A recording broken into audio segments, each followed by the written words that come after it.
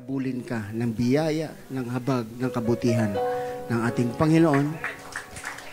And as a response, as your response, palagi kang pupunta sa tahanan ng Diyos, mga kapatid. Hindi mo pagliliban, mga kapatid, ang mga ganitong gawain. Amen. At lagi tayo, mga kapatid, amen,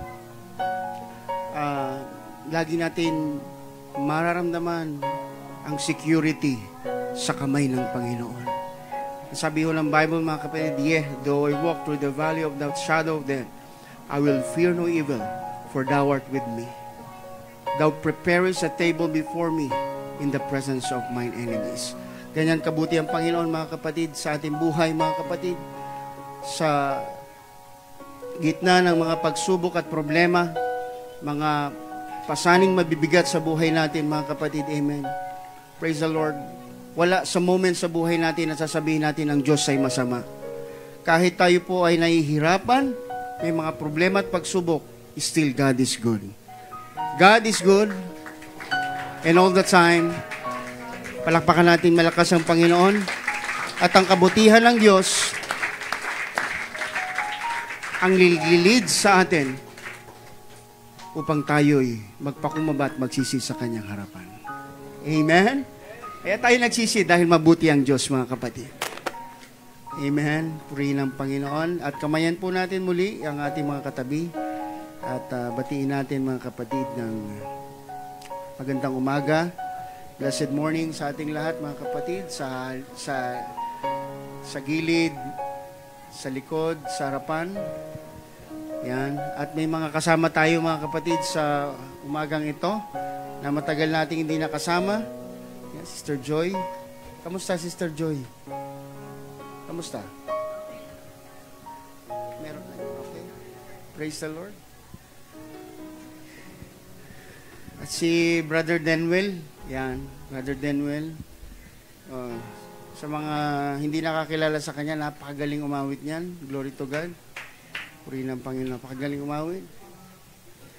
Kaso, meron na ditong rules and regulation, hindi daw aawit pag hindi nag-practice eh. Gusto ko sana siya paawitin. Okay, so, siguro pag nandito siya susunod na linggo, okay, madidinig natin yung kanyang boses. Kung kilala niyo po si Israel Newton, yan ang boses niya. Maganda ang boses niya. Yan. So, salamat sa Diyos, mga kapatid. Mapagpalang umaga po sa ating lahat. Amen. At binabati ko po kayo sa pangalan po ng ating Panginoon. Congratulations po sa lahat ng umaten ng LM Conference, August 15 and 16. At na-bless po talaga tayo lahat, mga kapatid. Na-bless kayo, mga nanay. Ako, blessed na bless ako sa pag-aalaga ng dalawang anak ko. Ay, stress na stress pala. Oo. Sinamahan ko yung isang anak ko sa school. Online lang naman, pero ayoko masyado may stress kaya hindi ko na siya masyadong binantayan. Yan. Salamat sa Panginoon at amen. Na-impart ni Dr. Vani Marshall yung kanyang knowledge, wisdom, amen, experiences na share niya sa inyo. At nawa, mga kapatid, hindi nyo lang natanggap yung power from the Lord through her. Ito po ay kailangan natin i-apply sa ating buhay. Can we say amen, mga nanay? Di ba? Kapag may problema tayo sa mga anak natin, mga nanay, may problema kayo sa inyong mga asawa, amen? Idulog natin yan, mga kapatid, sa Panginoon. Ibigay natin yan sa Diyos. I-surrender natin yan sa Panginoon. Hindi naman ikaw magbabago eh. Ang Diyos ang magbabago. Pangalawa, hindi lang siyang babaguhin ng Diyos, ikaw din binabago ng Diyos. Pinahaba ng Diyos yung pasensya mo, pinababait ka ng Diyos. Amen. Pag pinatulan mo, ibig sabihin, hindi ka pa nabago. Pero kapag pinigil mo yung sarili mo sa biyaya at tulong ng Panginoon, unti-unti tayong binabago ng ating Panginoon. Amen? Kaya nawa, mga kapatid, kung meron pa mga mag-asawa dito na sa loob ng bahay, sa church, okay, mabait sila. Pero pagdating sa bahay, nagbubulyawan, nagsusuntukan, nagsasapakan, nagsisipaan, nagbabatuhan. Amen. Hindi naman namin kayo ginajudge, pero siguro, mga kapatid, na may panahon ng Diyos na ipapaunawa sa atin ng Panginoon kung ano ang dapat natin gawin. Amen? Ang Diyos po hindi pa tapos. Naalala niyo yung preaching natin nakaraan? Naalala niyo? The soul is precious. Every soul is precious. Hindi mo siya kaaway, hindi natin kaaway yung ating asawa, yung ating kapatid sa Panginoon. Amen. The three enemies of our life is number 1, Satan. Number 2, the world. And the greatest enemy is yourself. So kaya ngayon, this morning mga kapatid, sandali lang po mga kapatid, kapag tayo po'y nakikinig at wala magkakwentuhan, bigyan nyo lang po ako ng 30 minutes or less na itakil sa inyo yung topic na soul must die. Saul must die. Let's read from the book of Romans chapter 8 verse 28. May napag-share na ako nito eh. Pero elaborate natin at saka ito po ay i-apply natin dito sa church. Ito pong message na ito mga kapatid na receive po namin for the leaders. Pero ngayon, i-apply po natin para sa church. Soul must die. Romans 8:28. Alam natin na sa lahat ng bagay, gumagawa ang Diyos para sa ikabubuti ng mga umiibig sa Kanya na Kanyang tinawag ayon sa Kanyang layunin. Okay. Praise the Lord. Good morning po, Sister Babes. And yan. Hindi ako nakatingin. May inahanap akong verse eh. Okay. So, yun lang po muna ang verse natin mga kapatid at mamaya ay dagdagan po natin ang mga supporting verses. Yuko po natin ang ating mga ulo mga kapatid. At tayo manalangin, dakilang Diyos, mapagpalang Ama, kami po ay nagpupuri at sumasamba sa iyong dakilang pangalan. Nagpapasalamat Panginoon at magpapakumbaba. Sa trono po ng iyong biyaya kami lumalapit. Lord God, linisin mo po ang iglesyang ito at gawin kaming karapat dapat at kaaya-aya Panginoon sa mga pagpapalang ipagkakaloob mo sa bawat isa. Lord God, Panginoon, sinasaway namin ang lahat ng hadlang upang ang mga pagpapalang ito ay aming matanggap sa umagang ito. Buksan mo, Panginoon, ang aming pangunawa. Lord God, give us the knowledge and the wisdom, Panginoon, galing sa iyo. Lord God, at Panginoon, dalangin namin ng iyong Espiritu, siya ang tumulong sa amin na maunawaan ang iyong salita. Panginoon, I believe, Jesus, that this is your message today. Panginoon, heal every heart, open our minds, Panginoon, and help us to transform after the preaching, Panginoon. Through the power of your grace, by your mercy, Lord Jesus, and by the help of your Holy Spirit, Panginoon, in the name of Jesus, we love you. In Jesus' name we pray. Amen. Praise the Lord. Thank you, Jesus. At sabihin natin sa ating katabi, soul must die. Kamayan po natin. Soul must die. Amen. Praise the Lord. Sige po, pwede na tayo magsiupo. Tulungan po ako ng Panginoon. Kung paano kung tinanggap ito ay nawa ay mas makapangyarihan pang mahitid sa inyo ang salita ng Diyos, mga kapatid. Saul must die. Naalala ko mga kapatid, nung ako po ay nasa elementary, from grade 1 to 6, ako yung pinakasiga sa school. Dahil exclusive lang kami, meron lang kami isang section. So lahat ng mga classmates ko, kahit malalaki sa akin, binubuli ko sila. So, I believe mga kapatid na almost all of them, almost, hate na hate nila ako. At gusto nila mga kapatid, Mahanap sila ng opportunity na ako ibaba. Tumating yon. I was being humbled, mga kapatid. Grade 6, bago kami graduate. Isang hindi magandang pangyayari. Di ba? Alam mo yun, Sister Aisha, isang pangyayari na hindi po talaga nakakatuwa at nakakahiya sa part ko. At nung time na yon, the Lord taught me and the Lord humbled me, mga kapatid. Ako po ay born Christian, pero pagdating sa school ay bulakbol, pasaway. Hanggang pagpunta ko ng high school, nandyan yung fraternities, barkada. Naging isa pa kami sa leader ng fraternity, mga kapatid, yung Samahang Ilocano. Alam niyo yan, kahit di ako Ilocano. Alpha Pi Omega, SRB, yan yung mga prominent fraternities before. Naghahabulan kami dati. Amen. And pagdating ko ng high school first year, na-shock ako kasi meron isang pagkakataon na dinala nila ako sa isang lugar, somewhere at Gastambide. Inakbayan ako, kala ko mga kaibigan ko. Yun pala, babanatan ako. So, binanatan ako sa likod, dito ako tinamaan, sa madaling salita, pag napangahan ka, kahit si Pacquiao ka pa, tutumba ka. Sa madaling salita, mga kapatid, na knockout ako noon. And from that day on, nagkaroon ako ng hatred sa taong gumawa noon. At sa mga kasama niya, hindi sila lumaban sa akin ng patas. Binanatan ako, pagtayo ko, nakapalibot sila. So,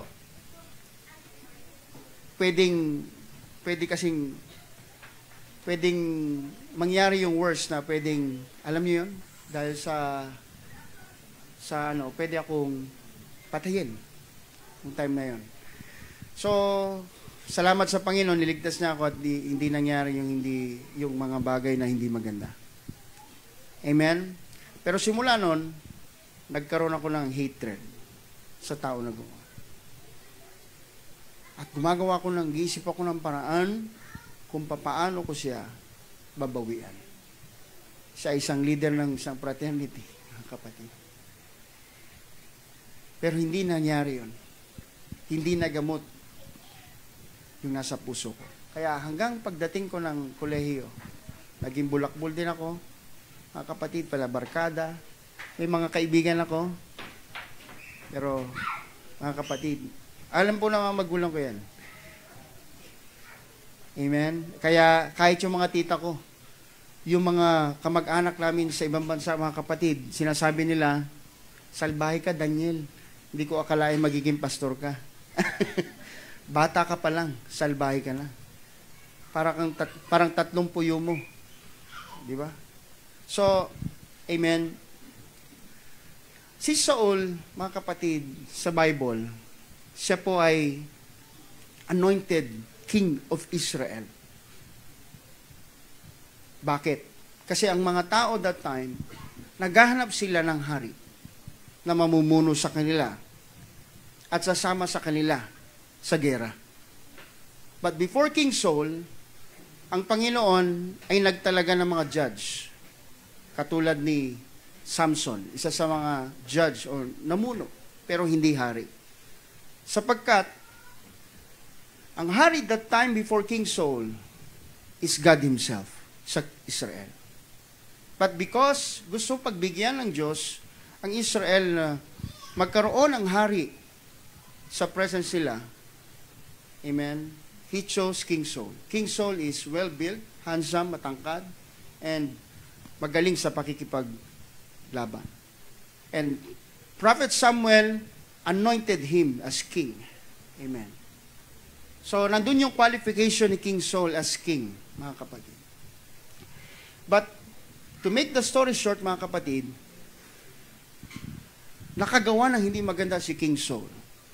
na yung trabaho ng high priest na pag-aalay, dahil hindi na siya makapag-antay sa pagdating ng high priest, mga kapatid, siya'y nag-alay. Siya mismo nag-alay. At hindi yan pwede sa Bible. High priest lang ang pwedeng mag-alay sa Diyos. Pumatay ng hayop at ialay sa Diyos as burnt offering. So, nakakasunod ba kayo mga kapatid? Si King Saul. So, because of that, tinanggal ng Diyos ang anointing kay King Saul. At nakahanap ang Diyos ng isang tao na malapit sa Kanya. Malapit sa Kanyang puso, isang tao, amen, na hindi magaling sa battle, sa pakikipagdigmaan. Amen. And he was a shepherd. Siya isang pastol, patpatin, pero siya'y malapit sa puso ng Diyos, sabi ng Bible. Siya ay isang worshiper, a faithful servant of the Lord, mga kapatid. Amen? And God, through Samuel, anointed King David as the king, amen, of Israel, the next king of Israel. And what happened next, mga kapatid? Amen. After mapatay ni King David si Goliath, mga kapatid, ano pong gamit niya? A slingshot and 5 smooth stones. Pero hindi na siya nag-second, third, fourth, fifth attempt. Isa lang. Amen. Tinalo niya si Goliath at bumagsak, pinutol ang ulo, mga kapatid. From that day on, nakilala si King David, mga kapatid. Amen. Isang bata, isang binatilyo na tumalo sa kinatatakutan, mga kapatid, ang Philistines, si Goliath, kinatatakutan ng mga Israel. Simula sa araw na yun, mga kapatid, amen. Praise the Lord. Naging mighty warrior si King David, amen. Ibinigay ni King Saul ang kanyang anak kay King David as his bride. Nagkaroon ng inggit si King Saul kay David. Can we say amen? Nagkaroon ng inggit, mga kapatid. And ang sabi po ng 1 Samuel chapter 18 verse 7, nandito po sa screen natin, Saul has slain his 10,000. Pabalik, mga kapatid, si King David, papunta sa kingdom. Sumisigaw ang mga tao, Saul has slain his thousands, at si David naman ay pinatay niya ang kanya, pumatay ng 10,000. So, bilang king, mga kapatid, amen, nag-arouse sa kanya ang inggit, ang galit, mga kapatid, sapagkat isang servant ang nakikilala, isang servant, mga kapatid, amen, ang alam ni King Saul, mga kapatid, na tinanggal na ng Diyos sa kanya yung anointing. Can we say amen? And David, he knew also that he was being anointed that time. Anointed siya. At alam niya na magiging hari siya, mga kapatid, next to King Saul. Pero hindi naging madali ang naging process kay King David. Lahat magsabing amen. Amen. Yung kinikilala niyang tatay, hari, family, amen, tinitingala niya, nainggit sa kanya. At hindi lang nainggit sa kanya, mga kapatid, amen, ilang beses siyang pinagtangkaan patayin, mga kapatid. But the Lord, amen, had intervened, mga kapatid, sa buhay po ni David. Iningatan siya ng Panginoon. Amen. If you were anointed by the Lord, mga kapatid, kahit nasa paligid mo ang mga kaaway, kahit nasa bingit ka ng kamatayan, iingatan tayo ng Panginoon. Kapag may mission ka, mga kapatid, may mission order ka galing sa Panginoon, amen, hindi tumahadlangan ng mga pagsubok at problema, sakit, karamdaman. Tutulungan tayo ng Diyos upang ito ay matuloy sa ating buhay. Can we say amen? So, dito po, mga kapatid, amen, ilang beses inattempt ni King Saul habang tumutugtog si King David, mga kapatid, sa palasyo. Alam nyo ba, mga kapatid, dahil tinanggal ng Diyos ang anointing kay King Saul, ang sabi ng Bible, ang Diyos din ang nagpadala ng evil spirit, King Saul.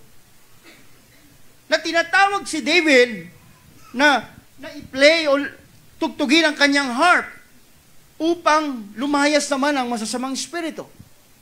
At habang tumutugtog si King David, mga kapatid, sa loob ng kaharian ni King Saul, amen, sinibat ni King Saul si David. Habang tumutugtog, mga kapatid, sinibat ni King Saul 2 beses. At ang sabi ni King Saul, mga kapatid, amen, I will hurl the spear, at yung spear daw na yon, ibibitin siya sa pader. Yun ang plano ni King Saul. Amen? Lahat magsabi, amen.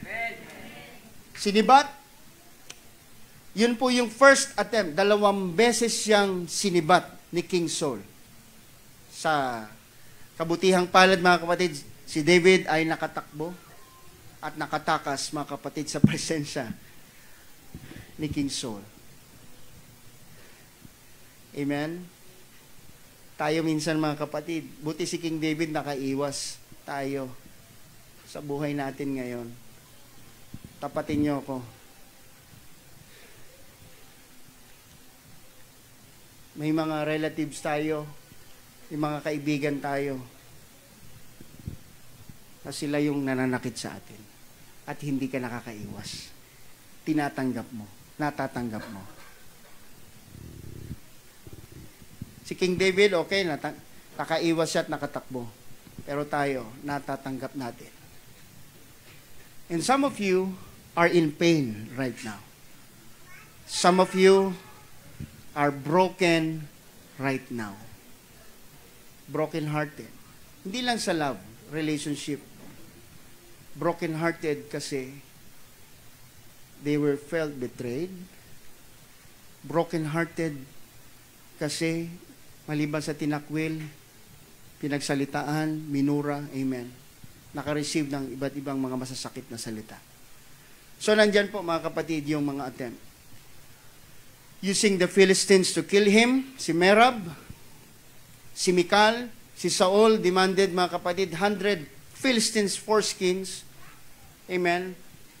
Pag bumalik ka dito, at dala-dala mo yung 100 mga balat ng kaaway natin Philistines, ibibigay ko sa iyo ang aking anak na si Mikal.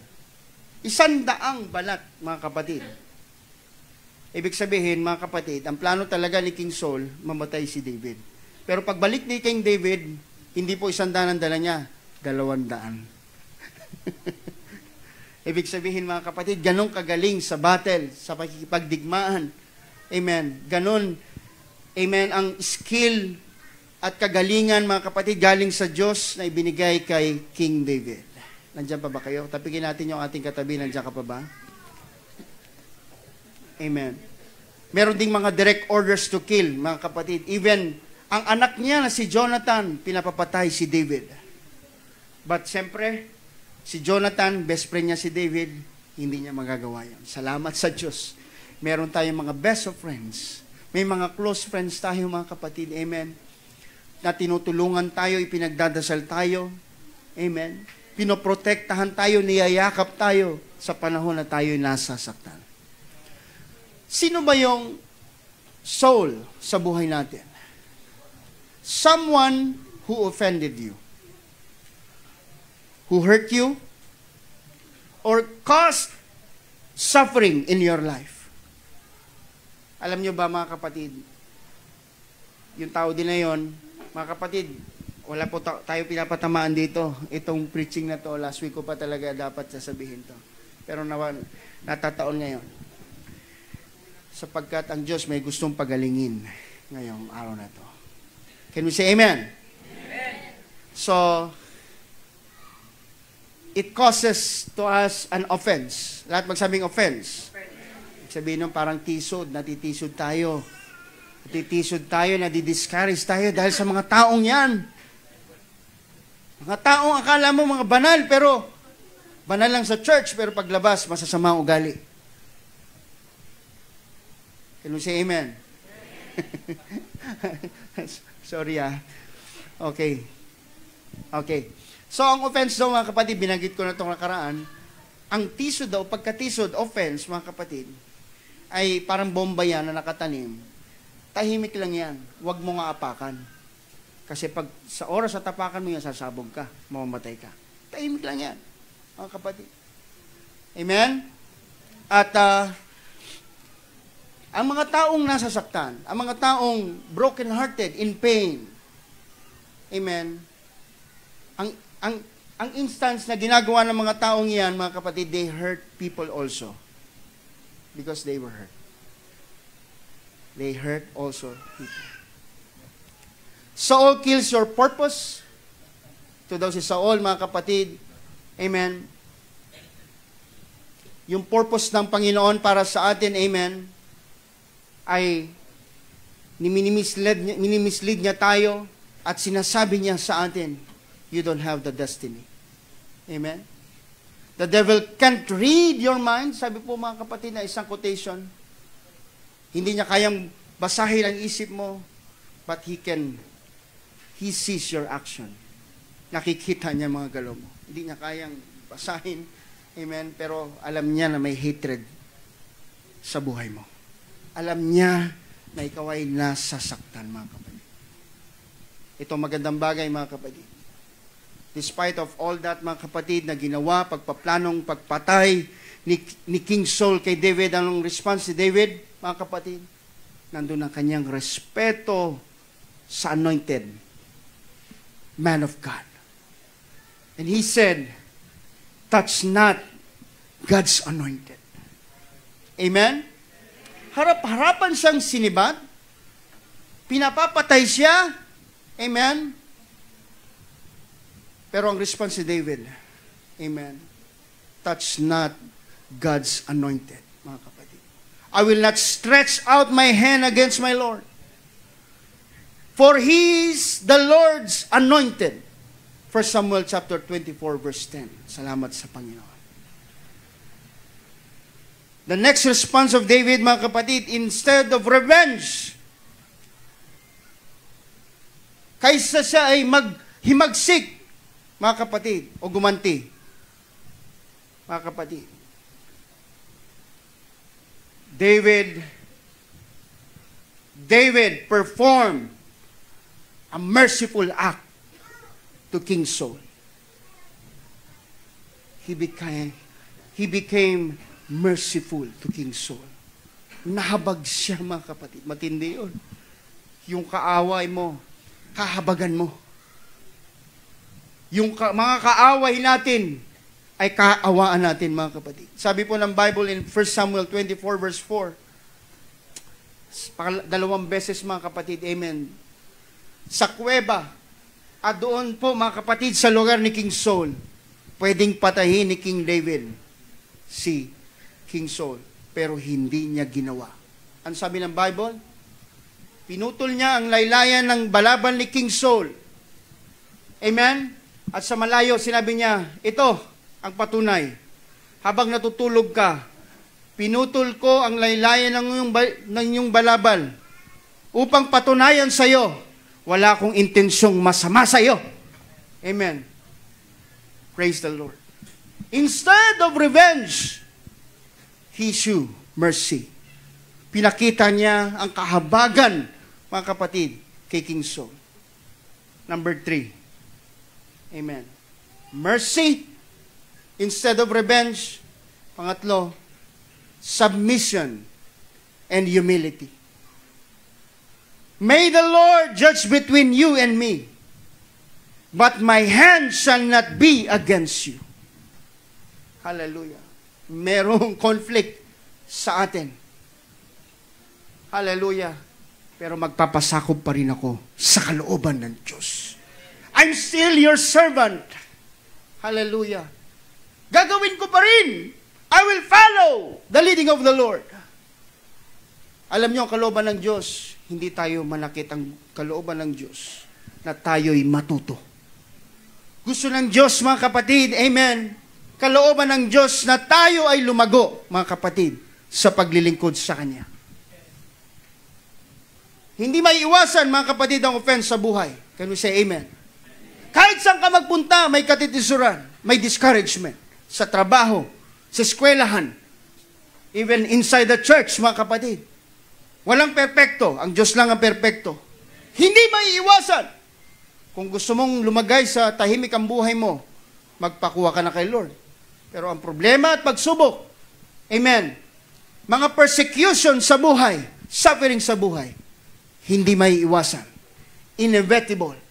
Kasama yan sa buhay natin. Pero gusto ng Panginoon, amen, katulad ng mga biblical stories na nabasa natin, na dumaan sila sa mga apoy ng problema nila, but still, they can submit to the will of God.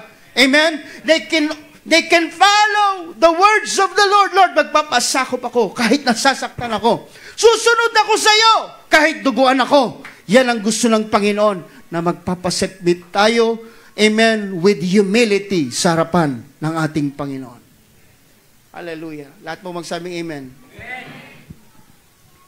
Nung namatay si King Saul, namatay yung kanyang best friend na si Jonathan, mga kapatid. Ang tao, normal yan, mga kapatid, makinig kayo maigi. Pag namatay ang kaaway mo, you will celebrate. Tama? Kapag namatay ang mga taong hate mo ng sobra, di ba? Magpapakain ka. Masaya. Pero si David, nung namatay si King Saul, nag-declare siya ng fasting and mourning. Walang kakain, tayo'y magluluksa sapagkat ang hari natin, yung hari natin ay namatay. When Saul died, David did not rejoice, mga kapatid. Amen. Saul must die. Amen? Yung mga tao, someone, mga kapatid, that caused pain in your life, sila yung soul. At sasabihin natin, soul must die. Sabihin natin, soul must die. Hallelujah. Praise the Lord. Yan ba tumatakbo sa isip natin? Saan umalis ka na dito? Mawala ka na. Parang bula dito. Yung mga taong yan. Amen. Meron second person, mga kapatid, sa Bible. Ang pangalan niya ay si Pablo or Paul. Before God changed his name to Paul, siya ay si Saul. The Saul of Tarsus. Going to Damascus, mga kapatid, he saw a bright light. Binulat siya ng Panginoon, and he saw Jesus. At sinabi ni Jesus, Saul, why thou persecutest me? Because he is persecuting the church that time. He is also a murderer, mga kapatid. Siya yung humawak kay Stephen, habang nangangaral si Stephen ng gospel, hinawakan niya si Stephen habang siya'y binabato ng tao. Siya isang murderer, persecutor, mga kapatid. He hate Christians. He hated Christians, mga kapatid. Hallelujah. And going to Damascus, mga kapatid, si Saul of Tarsus, nabulag, at yun yung kanyang conversion. Nakilala niya si Jesus Christ, mga kapatid. Hindi niya nakasama, but he saw Jesus Christ in a vision. Amen? And he was converted, siya po ay nabautismuhan, mga kapatid, sa pangalan ng ating Panginoong Jesucristo. Si Pablo sumulat ng most, mga kapatid, ng mga letters sa New Testament. And isa sa mga greatest apostle. At siya po ay apostle ng mga Gentiles. Are you following me? Sinusundan niyo ako? Talon muna tayo from King David. Ha? King David, mga kapatid, was hurt. Saktan siya, struggling siya kasi mahal niya ang Diyos. Pwede naman niyang patayin yung king niya, pero hindi niya ginawa. He remained humble, merciful in the sight of the Lord. Hindi siya gumanti kay King David. Dito naman tayo kay Paul. Si Paul naman, mga kapatid, ay dating persecutor. Meron siyang dating hindi magandang nature. Hindi magandang ugali. Character ni Paul. Yet yun yung si Saul. Yung dati niyang buhay. Dati niyang pagkatao. Si Paul, mga kapatid, amen, written most of the epistles in the New Testament. Pero sinabi niya, mga kapatid, amen, basahin po natin. Buksan po natin ito. Yung Romans chapter 7 verse 15 to 18. For that which I do, I allow not. For what I would, that I do not, that do I not, but what I hate, that do I. Pwede bang Tagalog? Para maintindihan natin. Hindi ako, binasa ko na to eh. Naintindihan ko na to, pero para maintindihan po natin. Okay. 15. Hindi ko maintindihan, sabi ni Pablo, ang aking sarili. Dumadating ba sa buhay natin yan? Na hindi mo maintindihan ang iyong sarili? Ha? O sige, nandito na tayo. Medyo palalim na tayo ng palalim ng konti. Hindi natin maintindihan, katulad ni Pablo. Si Pablo, sinabi ko na sa inyo, one of the greatest apostles, written most of the epistles, mga liham patungo sa iglesia. Amen. He received also the revelation of heaven. Sabi niya, meron akong kilalang tao na punta sa third heaven. Siya yun. Yung tinutukoy niya.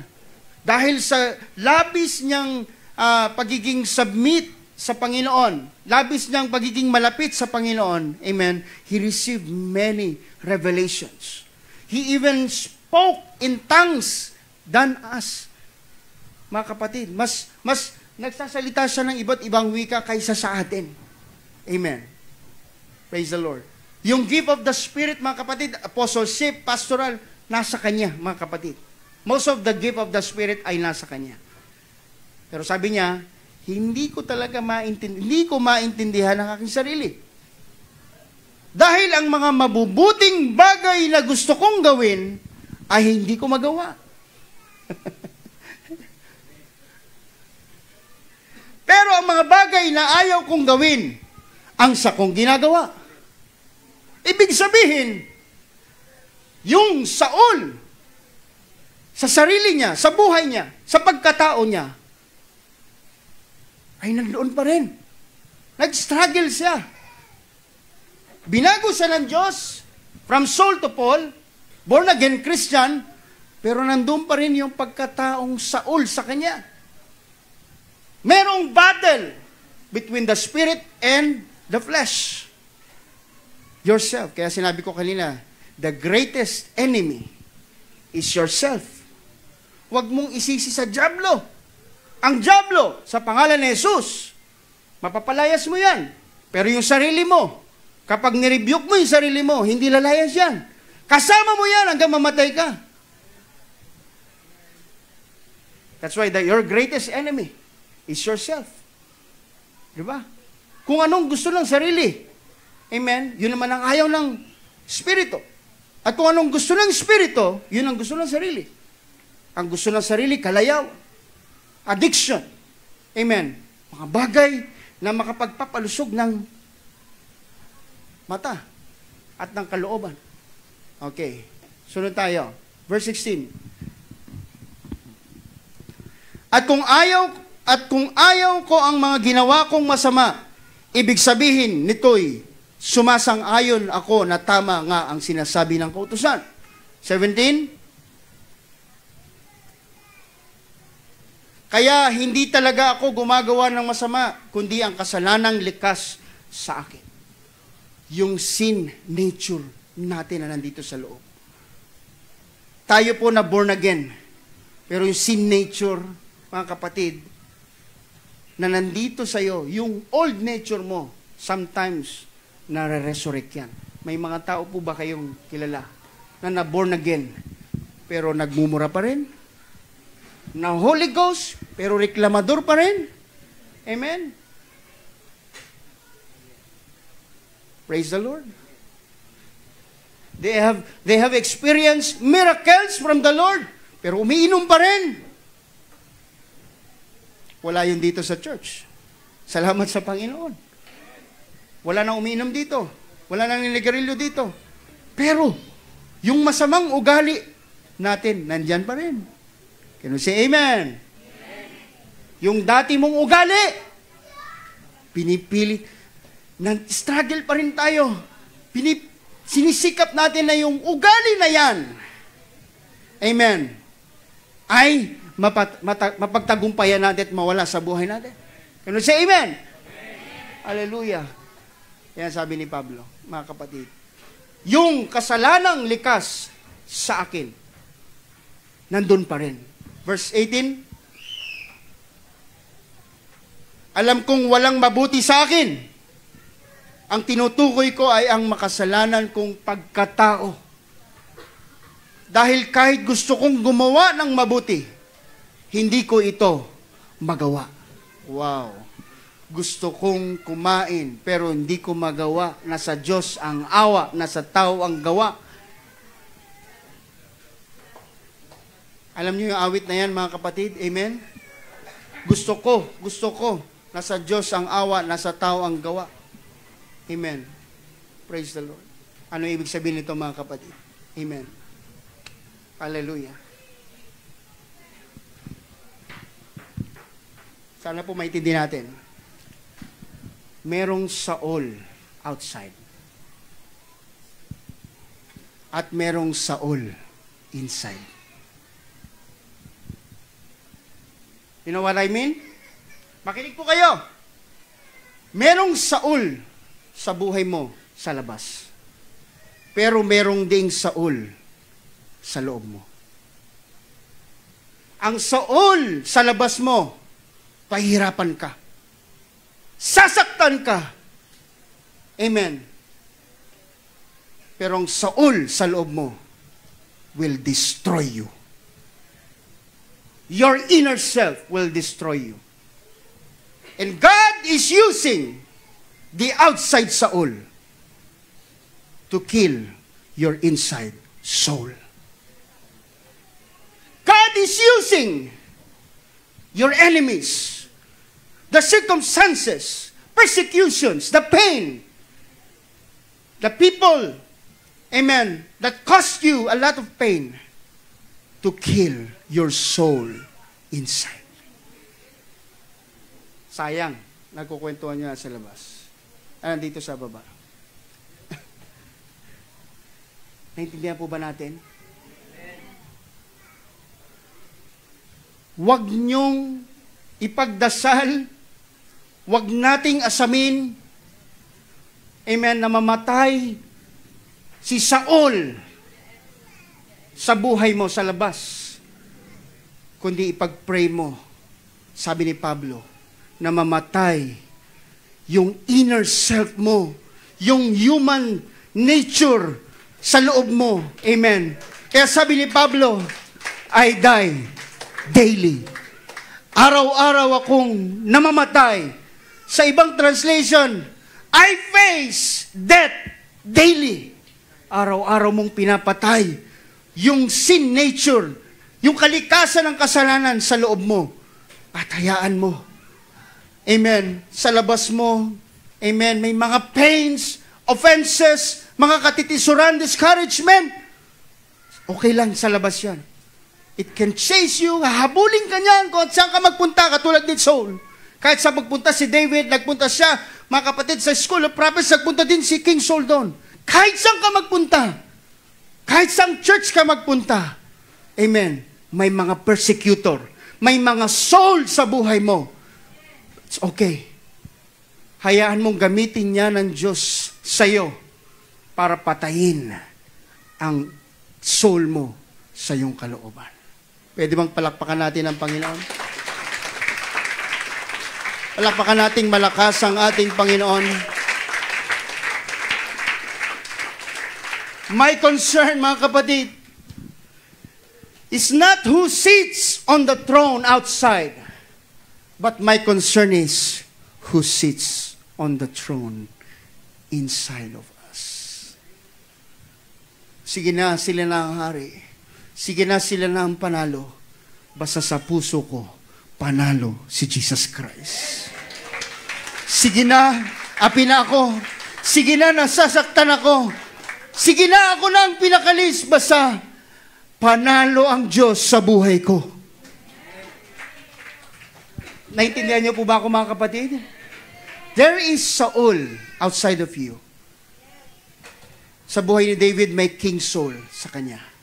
But he let King Saul outside of him to kill the soul inside of him. Tayo po'y tatayo, mga kapatid. Praise the Lord. Every believer must face and overcome soul inside. Ngunit ang pinakamahalaga, we must crucify the soul inside of you. And that is our sinful nature. Yan yung makasalanang kalikasan ng buhay natin. And let Christ sit at the throne, in the throne of your hearts. Hallelujah, hallelujah. Colossians chapter 3 verse 5. Put that earthly nature, the immorality, impurity, ang pita, the pride of life, the lust of the flesh, the lust of the eyes, the greed. Isama natin yan, mga kapatid, sa pagkapako ni Jesus. Di ba kayo nagtataka? Amen. Praise the Lord. May mga taong ganun pa rin. Madaling mag-respond ng hindi maganda when they are facing difficult challenges in their life. Parang nagreklamo, mading tumatalikod sa Panginoon, hindi na nagsisimba. And that's not the will of the Lord. Amen? Ang gusto ng Panginoon, even if we are experiencing difficult times in our life, we must submit to the will of the Lord. And show mercy to those people, mga kapatid. People that are merciless. Hallelujah. Salamat sa Panginoon. Again and again, sabihin ko po sa inyo, hindi importante kung sino yung nakaupo sa labas. Ang importante kung sino yung nakaupo sa trono ng iyong puso. Kung sino ang laman ng puso mo. Pains are there. Even me, as a pastor, na-experience ko po ang napakadaming mga hinanakit sa kalooban. Sabihin ko nga, mas gusto ko pang saktan mo na lang ko physical, wag na lang ang puso ko. But because of that pain, sa own inside of me, mga kapatid, until now, dinidil ko pa rin siya. Kaya sinabi ni Pablo, may mga bagay akong gusto kong gawin pero hindi ko magawa. At yung mga bagay na ayaw kong gawin, yun ang nagagawa ko. Kasi mayroong soul pa rin sa loob mo na kailangang mamatay. Soul must die. And that's your old nature. Yun yung sarili mo. Madalas nangingibabaw. Madalas na lumilitaw. Hindi yung Saul sa labas, hindi yung mga taong sinasaktan ka. Ikaw ang inaayos ng Diyos. Tayo ang binabago ng Panginoon. At gusto ng Panginoon na siyang umupo sa upuan ng iyong puso. Deny yourself, take up your cross and follow me. Sabi ng Bible. Hallelujah. Take up your cross. Cross means shame, death, humility, punishment. Kung kinakailangan ako mapahiya, kung kinakailangan na masaktan ako, masunod ko lang ang Panginoon. I will do. I will follow. I will submit to the will of the Lord. And let the Spirit of the Lord talk to you, convict you, I will allow the Spirit of the Lord to convict every one of you. Meron tayong soul sa loob natin na yun dapat ang mamatay. Your brother, your sisters are not your enemies. This is your enemy. Ang sarili mo ang kalaban mo, kapatid. Taas po natin ating kamay as we surrender our lives to Jesus.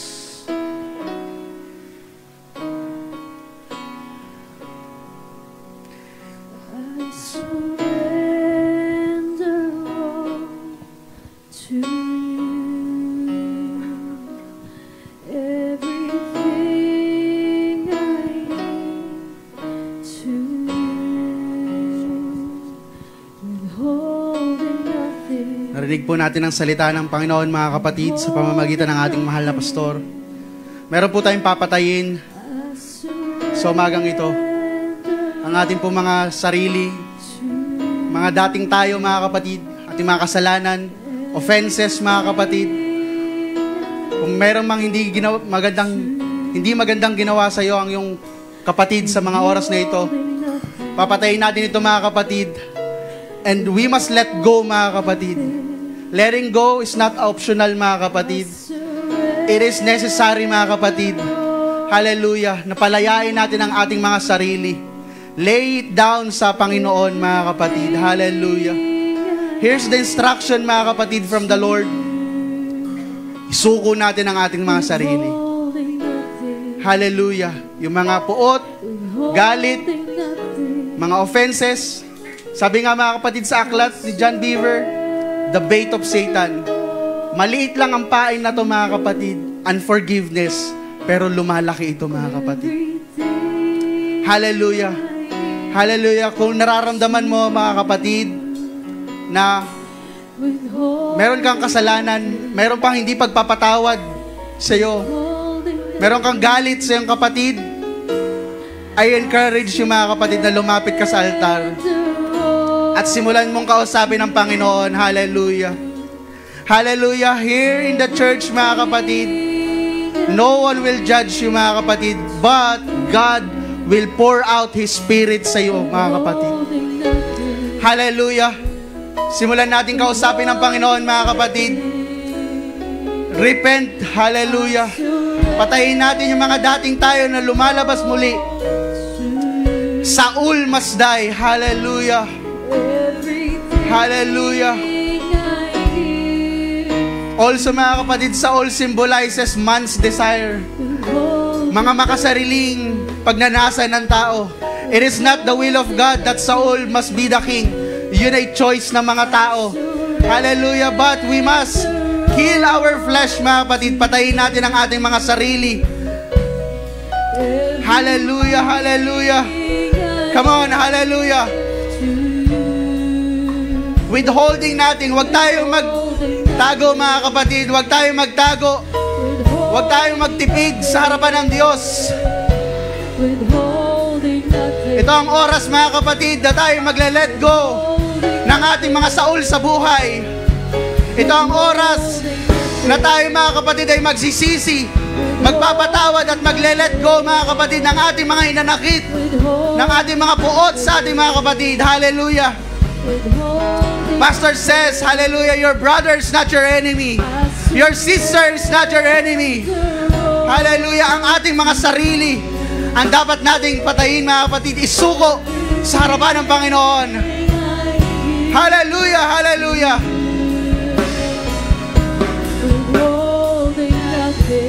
Lay it down, lay it down. Isuko natin sa ating Panginoon, mga kapatid. Isuko natin sa ating Panginoon. And God, hallelujah, will restore your relationship. Will anoint you today, mga kapatid. Hallelujah! Magsisi tayo, mga kapatid. Magsisi. Pagsisihin natin ang ating mga kasalanan.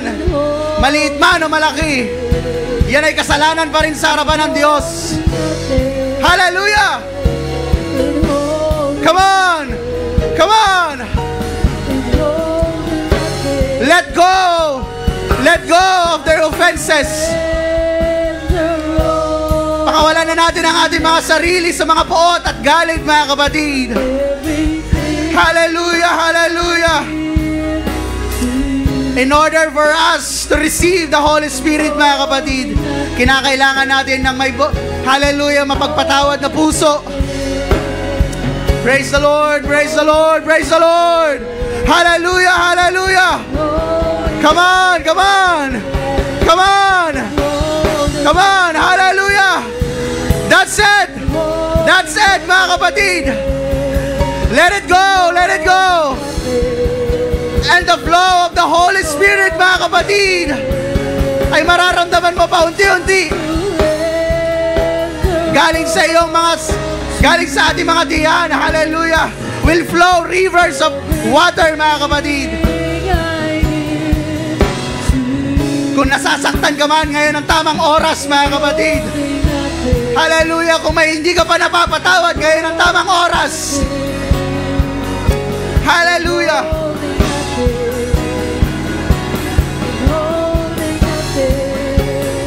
Praise the Lord! Praise the Lord! Hallelujah! Ang lahat ng bibig, hallelujah, ay sasamba sa Panginoon.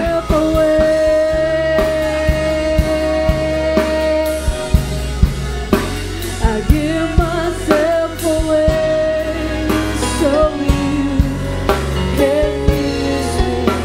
I give myself. Mahaba pa po ang ating oras, mga kapatid. Hallelujah! Patuloy natin kausapin ng Panginoon. I give myself away so you can use me. Ang mga katitisuran at offenses, mga kapatid, ay magpapaligaw sa ating mga buhay Kristiyano, mga kapatid. Dapat nating malaman that offenses is a spiritual trap, mga kapatid. Kung hindi tayo magpapatawad, kung hindi natin ibibigay sa Diyos,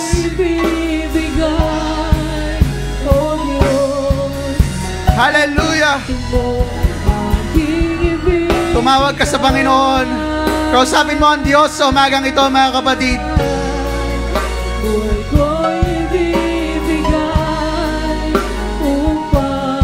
Sabi nga, mga kapatid, sa gawain, let go of the yoke na nagpapabigat sa iyo and take up the yoke of the Lord. Hallelujah. Because the yoke of the Lord is easy. Hallelujah, hallelujah, hallelujah. Come on, worship the Lord, mga kapatid. Open your mouth. Hallelujah.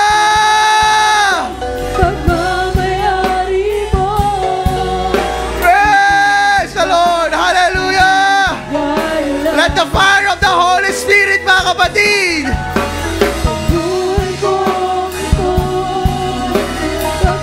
hindi lang sa malalaking gawain gumagawa ang Diyos ng mga milagro. Kahit sa mga oras na ito, mga kapatid, if you need healing, if you need deliverance, if you want forgiveness, the Lord will move upon us. Hallelujah, hallelujah.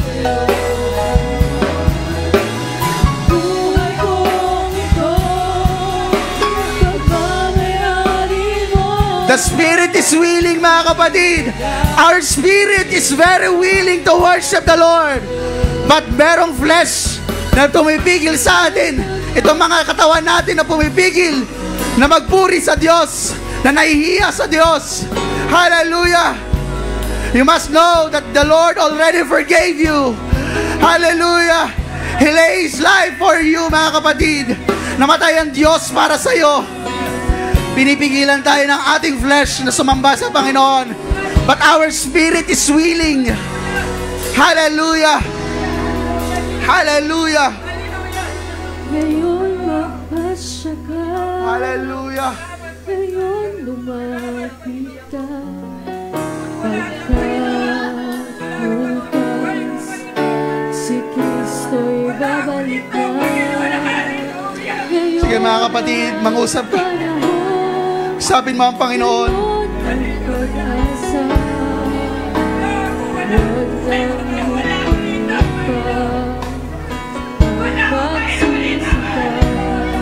Let it flow, let it flow, let it flow, Lord. Hallelujah. I pray for your Holy Spirit, Panginoon, to comfort us. Hallelujah. Hallelujah. Let the Comforter, mga kapatid, hallelujah, flow in your life. Sige, mga kapatid, worship the Lord. Ask, hallelujah, and it shall be given unto you.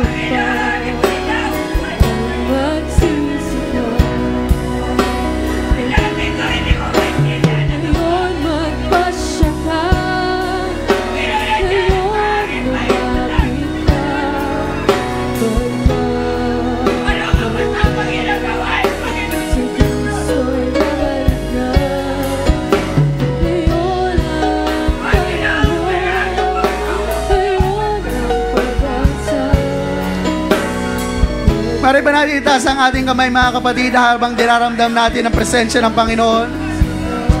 Hallelujah, hallelujah. Narinig na po natin, mga kapatid, ang salita ng Panginoon. That Saul must die. Pinapatungkulan po nito, mga kapatid, yung ating mga sarili na may galit, may kasalanan, may puot, hindi mapagpatawad, mga kapatid. Narinig natin, mga kapatid, ang story ng Saul kung saan hindi po naging maganda ang kanyang story, mga kapatid. Kaya today, the Lord wants, ang Panginoon gusto niya po tayong tulungan. Pero hindi magwo-work ang banal na Espiritu ng Panginoon kung hindi tayo magre-respond sa Kanya, mga kapatid. Sa pagtawag ng Panginoon, kinakailangan ng ating desisyon, mga kapatid. Hallelujah. If you still feel, mga kapatid, na meron ka pang bigat sa iyong mga puso, meron ka pang hindi mapatawad, o mas nangingibabaw pa yung ating mga laman, let the Holy Spirit of the Lord, mga kapatid, intervene. Come on, hallelujah. Patuloy natin kausapin ng Panginoon, mga kapatid. Hallelujah, hallelujah. Kung meron man dito sa loob ng church na nakasakit sa'yo, pwede mo siyang puntahan, mga kapatid. Hallelujah. If there's somebody who offended you, mga kapatid, hallelujah, hallelujah.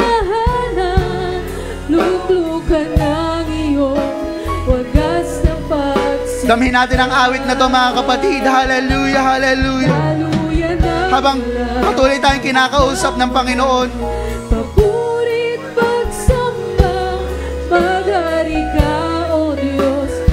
feel free to worship the Lord. Feel free to cry sa harapan ng Panginoon. Hayaan mo ang iyong mga luha ay tumulo. Hayaan mo ang iyong mga bibig ang magpuri sa Panginoon.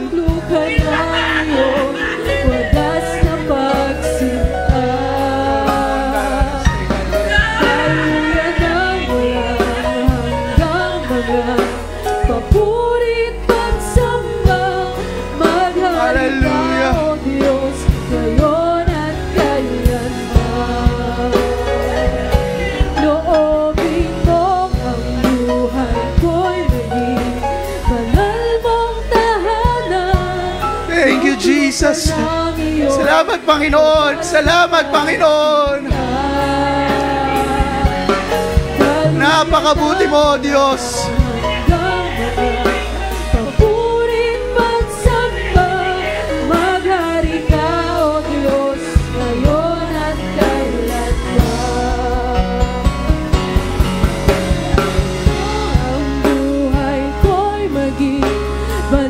Hindi pa tapos ang pagkilos ng Panginoon, mga kapatid. Patuloy siyang may kinakausap sa ating kalagitnaan. Hallelujah. Hallelujah nang walang hanggan. If you will just respond to the calling of the Lord, mga kapatid, He will fill you right now. He will fill you with His holy presence. Hallelujah. Loobin mo ang buhay ko'y maging banal mong tahanan. Luglo ka na Oh Lord, hallelujah. Sinasamba ka namin, Panginoon. Hallelujah nang walang hanggang wagang patuloy pagsamba. Maghari ka, O Diyos, ngayon at kailanman. Hallelujah. By this time, mga kapatid, samantalayin natin ang oras na ito, mga kapatid, na tayo manalangin sa bawat isa. Once again, let us pray sa ating mga sarili, mga kapatid. Tulungan tayo ng Panginoon. Tuloy natin damhin, mga kapatid, ang presensya ng Diyos. Saul must die. Saul must die. Lord, kung meron man ako, Panginoon, marami akong kakulangan, marami akong kasalanan, marami akong offenses, Panginoon. But you are the Lord, hallelujah. You are just, Panginoon. You justify us, Panginoon, sa aming mga kasalanan. Pinawalang sala mo kami, Panginoon. Tulungan mo kami, Panginoon, hallelujah. Baguhin mo kami, Panginoon, ayon sa iyong kalooban sa aming mga sarili. At Lord, I pray, Lord, hallelujah, sa aming mga kapatid na narito. Hallelujah. Meron man, Panginoon, na offended, Panginoon. Meron man, Panginoon, na patuloy na nasasaktan ng palihim. Lord, heal their broken heart, Panginoon. Mend their wounds, O God. Ikaw, Panginoon, na magpahilom. Umagapay, Panginoon, sa mga sugatan mong anak. Hallelujah. And I pray, Lord, hallelujah, for the unity. Patuloy magkaisa, Panginoon, ng bawat isa. Magkaroon ng iisang kaisipan, Panginoon, na mapurihan ka, sambahin ka, Panginoon. Hallelujah. A revival spirit, Panginoon. That always, hallelujah, seek your face. Seek your presence, Panginoon. Hallelujah. And Lord Jesus, isa pa kami nagpupuri at sumasamba, Panginoon. Napakabuti mo, Panginoon. Patuloy mo kami pinupuno ng iyong mga salita, ang aming mga sisidlan. Hallelujah. Maraming salamat, Panginoon. In the name of Jesus, hallelujah. Amen and amen. Misa pa natin sambahin ang Panginoon, mga kapatid. Hallelujah. Thank you, Jesus. Thank you, Jesus. Thank you, Jesus. Praise the Lord. At sa ating closing prayer, mga kapatid, may request, Sister Milet, na i-lead tayo sa closing prayer.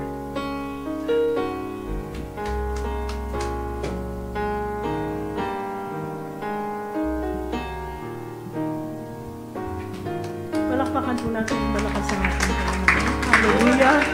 Purihin natin ng malakas ang ating Panginoon. Hallelujah. Isang pagsamba, hallelujah, sa oras na ito para sa kanyang pangalan. Tunay na dakila ang ating Panginoon. Hallelujah.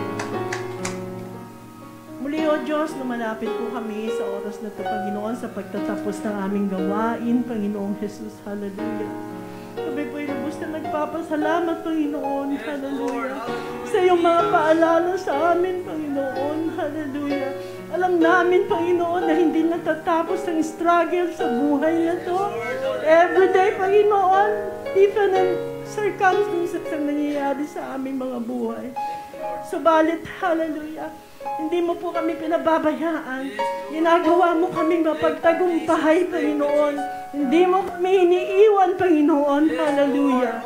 Lord, hindi kami dapat mag-alala, Panginoong Jesus, sapagkat ikaw ang dakilahang tagapagligtas, Panginoon. We have overcome the world. Sinabi mo, Panginoong Jesus. Hallelujah. You have overcome everything, Panginoon. Lord, salamat po, Panginoon, sa lahat ng bagay na pinagkaloob mo sa amin, Panginoon. Maging sa iyong mga salita, Panginoong Jesus, dali namin ito, Panginoon. Ito pa rin namin sa aming mga buhay, Panginoon. Upang mabuting kaming mamamayan. hallelujah, sa iyong kaharian. Maraming salamat po. Let love, Panginoon, ay mag-overflow sa bawat isa, Panginoon, hindi lamang sa aming pamilya, kasama ng aming mga kapatid sa Panginoon na naririto, Panginoong Jesus, hallelujah. Magkaroon ng tunay na pagmamahalan, pagdadamayan, Panginoon, hallelujah. Maraming pong salamat, Panginoon. Sa iyo po namin ipinagkakatiwala ang oras na to sa aming pagalis. Panginoon, lukuban mo kami ng iyong banal na dugo at banal na Espiritu Santo. Hallelujah. I plead the blood of Jesus to overflow to each and every one of us wherever we go, Panginoon. Paglabas namin sa bahay-sambahan, Panginoon, hindi po natatapos ang aming paglilingkod sa iyo, Panginoong Jesus. Hallelujah.